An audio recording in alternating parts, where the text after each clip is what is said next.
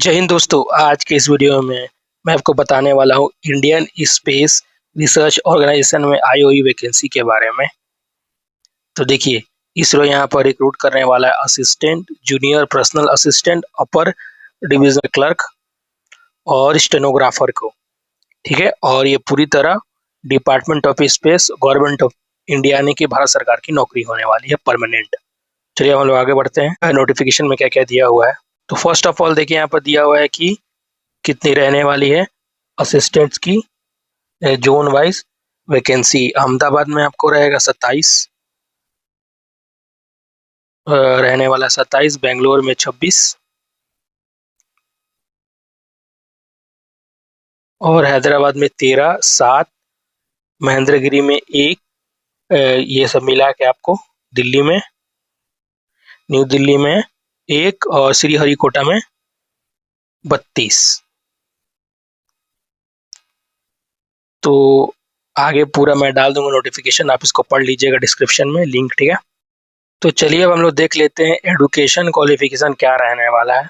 तो पहला में अगर हम लोग देखें कि असिस्टेंट अपर डिवीजन क्लर्क में पूछा है तो एडुकेशन विथ मिनिमम 60% मार्क्स और CGPA 6.2, यानी कि 60% आपको लाना पड़ेगा, कोई भी स्ट्रीम से चलेगा, और 6.2 आना चाहिए पॉइंट CGPA के हिसाब से। और उसके बाद proficiency in use of computer, तो आपको बस कि आप किसी भी विषय से किए ग्रेजुएशन 60% के साथ, और आना चाहिए कंप्यूटर यूज़ करना। ठीक है, और एग्ज़ाम के बाद इसका आपका टेस्ट भी होगा, स्किल टेस्ट भी। वहीं पर अगर जूनियर प्लस पर्सनल असिस्टेंट और स्टेनोग्राफर की बात करें तो यहाँ पर 60% यहाँ भी लाना होगा।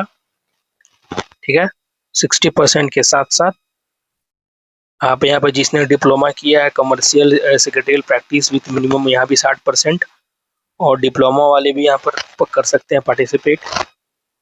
और उसके बाद 1 year experience as a stenotypist और स्टेनोग्राफर भी कर सकते हैं।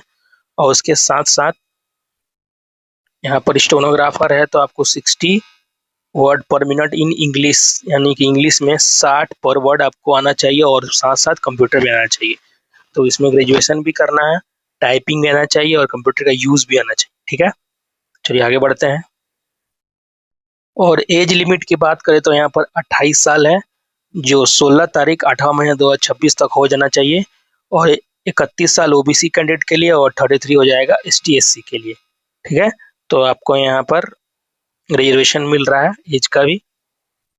और आपका एप्लीकेशन स्टार्ट हो जाएगा का तो 27 तारीख इसी मंथ से, यानी कि 7वां महीना शुरू हो जाएगा 10 बजे से, और जाके 16 तारीख 8वां महीना 11:55 पे ख़त्म होगा। ठीक है, और इसमें एक और चीज़ दिया हुआ है कि a candidate post 1 assistant in Ahmedabad zone, post in UDC another Bangalore zone space, however she cannot apply for assistant in Ahmedabad zone and again assistant, यानी कि आप एक जोन से असिस्टेंट और UDC का फील कर सकते हैं, लेकिन आप असिस्टेंट और फिर से असिस्टेंट का एक साथ अप्लाई नहीं कर सकते हैं।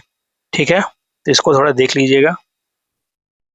और फॉर्म की अगर हम लोग फ़ी की बात करें तो आपका एप्लीकेशन फ़ी रहने वाला 100 रुपया।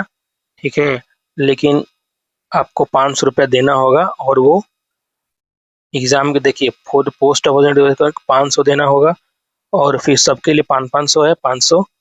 लेकिन असिस्टेंट ऑडिटर क्लर्क और personal assistant ISRO autonomous body सबका मिला के 1000 रुपये देना होगा। ठीक है, अगर आप सबका अप्लाई कर रहे हैं तो एक साथ। और इसमें दिया हुआ है कि पैसा उन्हीं को वापस मिलेगा जिन्होंने आपको CBT एग्ज़ाम दिया, यानी कि 100 रुपये आपका कट जाएगा, बाकी आपको 400 रुपया मिल जाएगा बैंक के अकाउंट में, और लेकिन उसी को मिलेगा जिसने एग्ज़ाम दिया हो। जैसे रेलवे में होता है वैसे इसमें भी ये सिस्टम। और अब हम लोग देख लेते हैं कि सिलेक्शन प्रोसेस क्या होगा। तो पहले टायर 1 होगा, फिर टायर 2 में आपका स्किल टेस्ट होगा, थर्ड में आपका लिस्ट में नाम आ जाएगा तो हो जाएगा सिलेक्शन।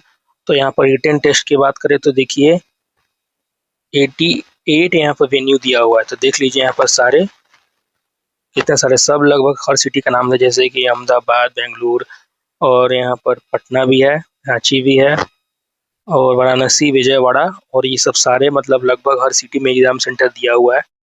और सैलरी की बात करें तो यहाँ पर असिस्टेंट, जूनियर पर्सनल असिस्टेंट सबका मिला के 25,000 पर मंथ होगा, और बाकी डियर अलाउंस जितना सब मिलता है, हाउस ट्रांसपोर्ट सर जितना सेंट्रल गवर्नमेंट के एम्प्लॉय को मिलता है सब कुछ मिलने वाला है।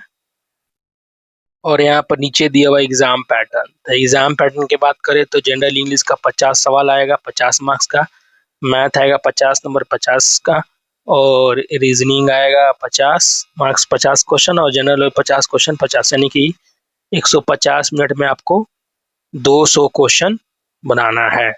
और उसके बाद जी -0.25 कटेगा, नेगेटिव मार्किंग भी है।